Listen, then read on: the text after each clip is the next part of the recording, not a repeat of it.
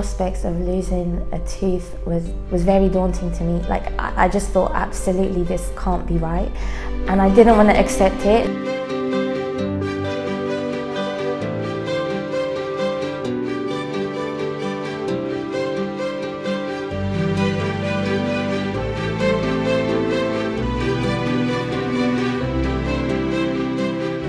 The first thing I did when I got home was get online and Google, what do you do if you get told you need an extraction? And I just went onto YouTube and I was looking at people's stories who had been told they needed an extraction, and how did they feel, what did they do? And then I saw this video in the suggested links, and it was Dr. Ope, and he was talking about root canals. And I clicked on the video, and then I just started learning about root canals. I don't know why, because at that point I'd been told I needed an extraction, but for some reason I just thought, let me just watch Dr. Ope's video. And then I clicked onto the actual dentist practice. It said, even if you've been told you need an extraction, even if you need a retreatment, come to us. And then I thought, this is my hope. From the moment I got here, Dr. Ope was 100% positive, yes, we can save your tooth. But at that point, because I'd already seen a specialist and they told me we couldn't save it, I was a bit reluctant to accept that, yes, they'll save it. And I was just like, I'm gonna take each stage as it comes and keep praying, and then hopefully it will be saved.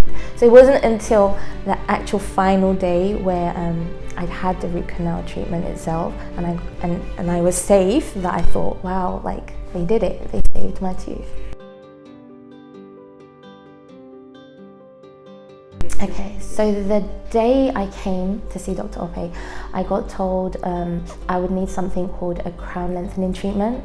So that was surgery in my mouth, and it would mean kind of shaving away some of my bone and gums to make the tooth more accessible, so that when I get forwarded onto Dr. Neha, who would do the root canal, it would be a bit more easier to access all the decay, because I'd been told it had gone in through my gum line and all the way down, and it was quite deep, which is probably why the first specialist couldn't do the treatment.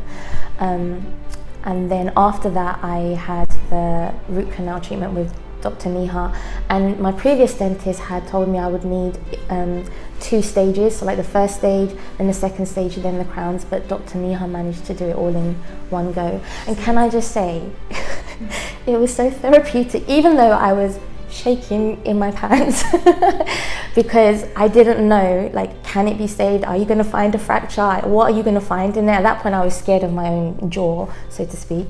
But she was doing the root canal treatment and singing and it just felt really therapeutic. I could have fallen asleep, but I dared not just in case I got told some bad news. And then I got saved. It was probably about an hour tops, and then after that had my filling and then booked in for a crown straight after.